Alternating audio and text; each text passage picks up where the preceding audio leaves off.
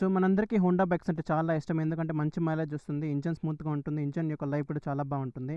కానీ other brands bikes లాగానే ఈ బైక్స్లో కూడా ఇష్యూస్ ఉన్నాయి. సో ఇప్పుడు నేను చెప్పబోయే ఇష్యూస్ ఎలా ఉంటాయంటే మీరు టెస్ట్ రైడ్ చేసేటప్పుడు అస్సలు ఫైండ్ అవుట్ చేయలేరు. కానీ ఎప్పుడైతే బైక్ కొని నియర్లీ 500 to 1000 కిలోమీటర్ రైడ్ చేస్తారో అప్పుడు మాత్రమే మీకు ఇష్యూస్ కనిపిస్తాయి ఒక్కొక్కటిగా. సో నాకు కూడా అంతే. సో ఇనిషియల్ 500 to 1000 కిలోమీటర్సే నాకు ఇష్యూస్ నోటీస్ చేశాను. కానీ ఇప్పుడు నేను నియర్లీ 7500 కిలోమీటర్స్ కంప్లీట్ చేశాను. సో ఇప్పుడు నేను చెప్పబోయే ఇష్యూస్ అన్నీ నాకు కామన్ అయిపోయాయి. కామన్ ఇన్ ద సెన్స్ నేను ఈ బైక్ అడిక్ట్ అయిపోయాను. సో నాలాగే అందరూ ఆలోచిస్తారు అనుకోవడం లేదు. కాబట్టి ఈ వీడియోలో కంప్లీట్గా ప్రతి ఒక్క ఇష్యూని మెన్షన్ చేస్తాను. సో వీడియో కంప్లీట్గా చూడండి.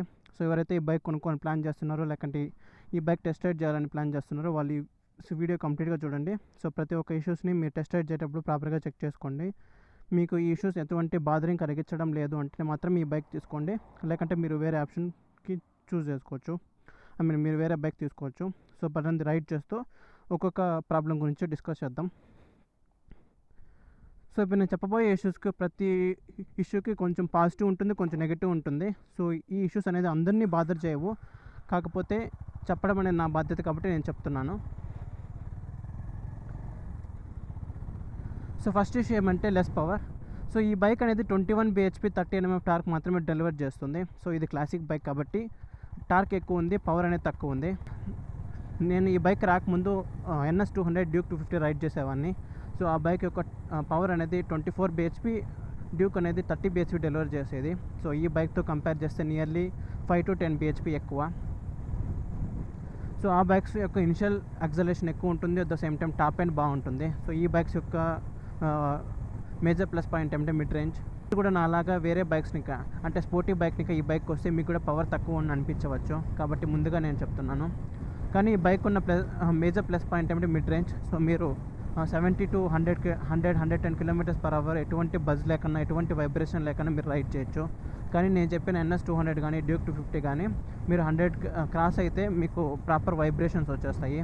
సో అవి పవర్ ఓరియంటెడ్ బైక్స్, ఇది క్లాసిక్ ఓరియంటెడ్ బైక్స్. సో కాబట్టి మీరు క్లాసిక్ బైక్ రైడ్ చేస్తేనే మీకు ప్రాపర్గా మైలేజ్ వస్తుంది, అట్ ద సేమ్ టైం మీకు పవర్ కూడా ప్రాపర్గా ఉన్నట్టు తెలుస్తుంది. లేదు నాకు ఇనిషియల్ యాక్సలరేషన్ ఎక్కువ కావాలా, లేకపోతే టాప్ ఎండ్ ఎక్కువ కావాలంటే మీరు వేరే బైక్స్ తీసుకోవచ్చు. సో ఈ బైక్ మీకు అంతగా అప్రిషియేట్ చేయదు ఈ బైక్. సో మోస్ట్లీ ఈ బైక్ అనేది మిమ్మల్ని డిసప్పాయింట్ చేస్తుంది పవర్ వైజ్. సో ఇప్పుడు మీరే డిసైడ్ చేసుకోవాలి. మీరు కన్నా టాప్ ఎండ్ ఎక్కువ కావాలా, నాకు ఎలాంటి ఇనిషియల్ యాక్సలరేషన్ ఎక్కువ కావాలంటే మీరు పవర్ ఓరియంటెడ్ బైక్స్ అంటే దామ్నార్ 400 కానీ లేకపోతే స్పీడ్ 400 కానీ తీసుకోవచ్చు. లేదు నాకు మిడ్ రేంజ్లో ప్రాపర్గా ఎటువంటి వైబ్రేషన్ లేకుండా నాకు స్మూత్ ఇంజన్ కావాలి అనుకుంటే మీరు ఈ హోండా హైనస్ తీసుకోవచ్చు. ఓకే, సెకండ్ ఇష్యూ ఏమంటే headlight visibility. So test ride చేసేటప్పుడు నేను ఈ ఇష్యూని అసలు నోటీస్ చేయలేరు, ఎందుకంటే టెస్ట్ రైడ్ అనేది మోస్ట్లీ నేను డే టైం చేసిన. సో కాబట్టి నాకు హెడ్లైట్ చెక్ చేసేంత పాసిబిలిటీ కానీ అంత ఐడియా కానీ రాలేదు.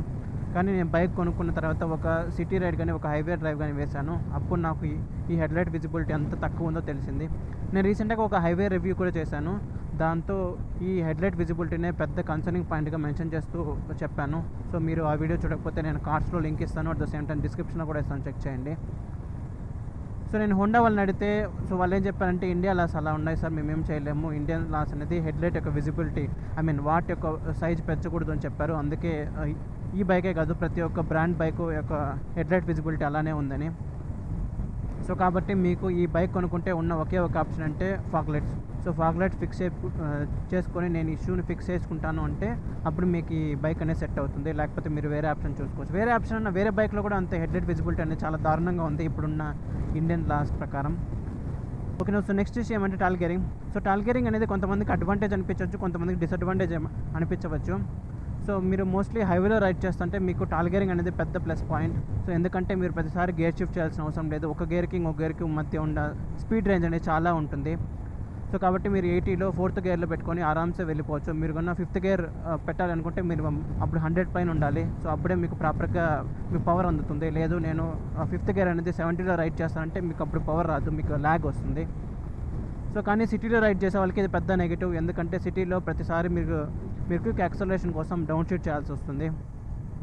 సో కాబట్టి మీరే డిసైడ్ చేయాలి. మీరు కన్నా ఎక్కువ హైవేలో రైడ్ చేస్తున్నారంటే మీరు ఈ బైక్ తీసుకోవచ్చు. లేదు నాకు సిటీ రైడ్లో ఎక్కువ రైడ్ చేస్తానంటే మీరు వేరే ఆప్షన్ చూసుకోవాలి. లేదు నాకు క్లచ్ ఆపరేషన్ బాగా వస్తుందంటే అప్పుడు మీరు 3rd గేర్లో కూడా 40 వరకు లేదా 30 వరకు కూడా రైడ్ చేయొచ్చు. అప్పుడు కూడా ఏం నాకింగ్ సౌండ్ రాదు. సో సో ఎప్పుడైతే మీరు దానికన్నా తక్కువ వెళ్తారో అప్పుడే మీకు నాకింగ్ సౌండ్ వచ్చి మీరు అనేది డౌన్ చేయాల్సి వస్తుంది. సో నేను ఈ టాల్ గేరింగ్ గురించి నేను ఒక కంప్లీట్గా సపరేట్ వీడియో చేస్తాను. సో టాల్ గేరింగ్ అంటే ఏంటి, హోండా ఈ బైక్లో టాల్ గేరింగ్ ఎందుకు ఇచ్చింది, టాల్ గేరింగ్ వల్ల ఉండే అడ్వాంటేజ్ ఏమి, డిసడ్వాంటేజ్ ఏమని, సో ఆ వీడియో కోసం వెయిట్ చేయండి. ఓకే, నెక్స్ట్ పాయింట్ ఏమంటే ఈ హారన్ ప్లేస్మెంట్. సో చాలా బైక్స్లో ఈ హారన్ అనేది కింద ఉంటుంది, ఇండికేటర్ పైన ఉంటుంది. కానీ ఈ హోండా బైక్లో హారన్ పైన ఉంటుంది, ఇండికేటర్ కింద ఉంటుంది. సో మీరు ఫస్ట్ 500 to 1000 కిలోమీటర్స్ చాలా ఇబ్బంది పడతారు. హారన్ నొక్కబై ఇండికేటర్ నొక్కుతారు, ఇండికేటర్ నొక్కబై హారన్ నొక్కుతారు. కాబట్టి మీరు ఫస్ట్ 500 to 1000 కిలోమీటర్స్ మీరు కొంచెం ఇబ్బంది పడినా తర్వాత ఈ ప్యాటర్న్కి అలవాటు అయిపోతారు. కాబట్టి ఇది కూడా పెద్ద కన్సర్నింగ్ పాయింట్ లేదు నాకు, కాకపోతే నేను చెప్పాలి కాబట్టి నేను చెప్తున్నాను అంతే. సో ఫస్ట్ 500 to 1000 కిలోమీటర్స్ మీరైతే ఇబ్బంది పడతారు, తర్వాత ఈ ప్యాటర్న్కి అలవాటు అయిపోతారు. సో నెక్స్ట్ విషయం అంటే మిర్రర్స్. సో మిర్రర్స్ అనేది CB350 ఫ్యామిలీలో ఒక పెద్ద డిసడ్వాంటేజ్. ఎందుకంటే ఈ విజిబిలిటీ అనేది అంతగా ఉండదు. మీరు కన్నా ప్రాపర్ గేర్ వేసుకొని రైడ్ చేస్తే మీ షోల్డర్సే 40% వరకు ఆక్యుపై చేస్తాయి. సో రిమైనింగ్ 60% వరకే మీకు బ్యాక్ అండ్ వచ్చే ట్రాఫిక్ కనిపిస్తుంది అంతే. సో నేను దీని గురించి ఒక పెద్ద ఆల్టర్నేటివ్ గురించి ఒక వీడియో చేశాను, ఒక షార్ట్ వీడియో. దాని యొక్క లింక్ కూడా ఇస్తాను, దాన్ని చెక్ చేయండి. దాని యొక్క ఆల్టర్నేటివ్ ఆప్షన్ అనేది ఉంది. సో దాన్ని ఇన్స్టాల్ చేసుకుంటే మీకు సిటీ రైడ్స్ అనేది అంత ప్రాబ్లమేటిక్ అనిపించవు. కానీ దానికి ఉన్న డిసడ్వాంటేజ్ ఏమంటే హైవే రైడ్స్. సో దాని గురించి నేను ఒక షార్ట్ వీడియో చేశాను, దాన్ని చూడండి. నేను మళ్ళీ దీన్ని ఇక్కడ చెప్పి మిమ్మల్ని బోర్ కొట్టించదలుచుకోలేదు. సో నెక్స్ట్ ఇష్యూ ఏమంటే స్పీడ్ ఎర్రర్. సో చాలా బైక్స్లో స్పీడ్ ఎర్రర్ ఉంటుంది. సో అంటే మీరు 60 km/h మీ కన్సోల్లో చూపిస్తా అంటే మీ యాక్చువల్ స్పీడ్ వచ్చి 54 55 ఉంటుంది. కానీ ఈ బైక్లో అయితే 10 km డిఫరెంట్ ఉంది. కన్సోల్లో 60 km/h చూపిస్తే మీ యాక్చువల్ GPS స్పీడ్ అనేది 50 km/h.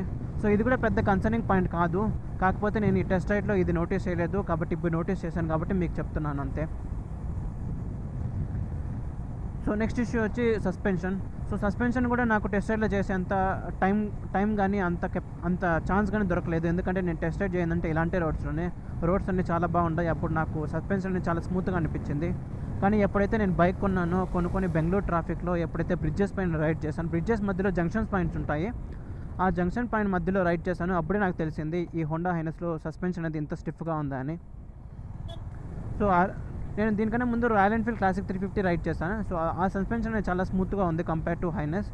కానీ దీనికన్నా ఒక అడ్వాంటేజ్ ఏమంటే మీరు హైవేలో రైడ్ చేసేటప్పుడు ఈ స్టిఫ్ సస్పెన్షన్ వల్ల మీ బైక్ అనేది చాలా స్టేబుల్గా ఉంటుంది, ఎటువంటి ప్రాబ్లం లేకుండా. కానీ ఆర్ఏ క్లాసిక్ 350 అయితే కొంచెం సస్పెన్షన్ స్మూత్గా ఉండడం వల్ల అది కొంచెం అన్స్టేబుల్ అయిపోతుంది. మీరు పొరపాటున ఏమైనా స్పీడ్ బ్రేకర్ ఎక్కించారనుకోండి అప్పుడు. సో ఇప్పుడు మీరే డిసైడ్ చేసుకోవాలి. మీరు కన్నా సిటీ ఎక్కువ రైడ్ చేస్తే మీరు క్లాసిక్ 350 తీసుకోవచ్చు. లేదు నేను హైవేలో ఎక్కువ రైడ్ చేస్తానంటే అప్పుడు మీకు హోండా ఎన్ఎస్ అనేది ప్రాపర్గా సెట్ అవుతుంది. సో సస్పెన్షన్ అనేది కూడా చాలా స్టిఫ్గా లేదు compare to sports bike. So sports బైక్స్తో కంపేర్ చేస్తే చాలా స్మూత్గానే ఉంది. కాకపోతే క్లాసిక్ బైక్ సెగ్మెంట్లో ఉన్న స్మూత్నెస్ అనేది ఈ బైక్లో లేదు, అది నా పాయింట్. సో దీనికన్నా హోండా CB350 క్లాసిక్ ఉంది కదా, ఆ బైక్లో సస్పెన్షన్ బాగుంది. సో దీంతో కంపేర్ చేస్తే. సో నెక్స్ట్ ఇష్యూ వచ్చి సర్వీస్ బిల్స్. సో నేను హోండా హైనస్ కొనుక్కునే ముందు నేను సేల్స్ పర్సన్ అడిగినాను, అన్న సర్వీస్ బిల్స్ ఎంతవరకు రావచ్చు అని. సో వాళ్ళు ఏం చెప్పారంటే ఫ్రీ సర్వీస్ వచ్చి 1500, పెయిడ్ సర్వీస్ వచ్చి 2500 అని. కానీ ఇంతవరకు నేను 2 ఫ్రీ సర్వీసెస్ కంప్లీట్ చేశాను.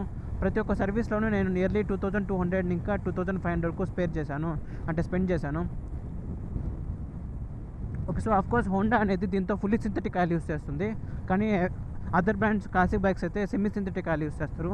సో ఫుల్లీ సింథటిక్ ఆయిల్ యొక్క ప్రైజెస్ 1600 వరకు ఉంది. So semi synthetic oil nearly 700 to 800 పడుతుంది అంతే. సో రిమైనింగ్ పార్ట్స్ కాస్ట్ వచ్చి 800 ఉంది. సో నాకు ఫస్ట్ సర్వీస్ కానీ సెకండ్ సర్వీస్ కానీ బిల్స్ అనేది 2200 ఇంకా 2300 వరకు వచ్చాయి. సో నేను హోండా క్వాలిటీతో కంపేర్ చేస్తే ఆ ప్రైస్ అనేది నాకు ఓకే, ఎందుకంటే 6 months వన్స్ మీరు సర్వీస్ చేపిస్తారు. సో అదైతే ఓకే. కానీ చాలామంది ఈ బైక్ అనేది ఈఎంఐలో కొనుక్కుంటారు. మంత్ ఒక ఈఎంఐ పే చేయాలి, at the same time me service bills pay చేయాలా. కాబట్టి అప్పుడు మీకు ప్రాబ్లమేటిక్గా అనిపిస్తుంది, కాబట్టి నేను చెప్తున్నాను అంతే. సో ఇవన్నీ నేను ఫేస్ చేసిన ఇష్యూస్ కానీ నాకు ఈ ఇష్యూస్ అనేది ఇప్పుడు కామన్ అయిపోయిన సెన్స్ నేను ఈ ఇష్యూస్కి అడిక్ట్ అయిపోయినాను. ఈ ఇష్యూస్ నన్ను ఇప్పుడు ఏం బాదర్ చేయడం లేదు. కానీ నా అలాగే అందరూ ఆలోచించరు కాబట్టి నేను వీడియోలో ప్రతి ఇష్యూని మెన్షన్ చేస్తున్నాను. సో నేను చెప్పిన ఇష్యూస్ కాకుండా మీరు వేరే ఇష్యూస్తో ఏమైనా కన్సర్న్గా ఉంటే వాటిని కూడా కమెంట్ చేయండి. సో దట్ ఎవరైతే ఈ బైక్ తీసుకోవాలనుకుంటున్నారో లేకంటే ఎవరైతే ఈ బైక్ని టెస్ట్ రైడ్ చేయాలనుకుంటున్నారో వాళ్ళకి కూడా హెల్ప్ అవుతుంది. So that's all for this video guys. నేను నెక్స్ట్ వీడియోలో ఈ బైక్ ఒక సిటీ రైడ్ చేస్తాను, at the same time hill రైడ్లో అంటే హిల్స్ రైడ్ చేసి ఈ బైక్ యొక్క పవర్ ఎలా ఉందో కూడా చెప్తాను. సో ఇంకో విషయం అంటే ఈ బైక్ యొక్క టాల్ గేరింగ్ వీడియో కూడా నేను చేసి మీకు చూపిస్తాను. టాల్ గేరింగ్ అంటే ఏంటి, టాల్ గేరింగ్ వల్ల వచ్చే అడ్వాంటేజ్ ఏమి, డిసడ్వాంటేజెస్ ఏమన్నీ. సో మీకు కానీ నేను చేసే కంటెంట్ కానీ నా వీడియోస్ కానీ నచ్చితే లైక్ చేయండి, at the same time subscribe చేసుకోండి. So I'll see you in the next vlog guys. Bye guys.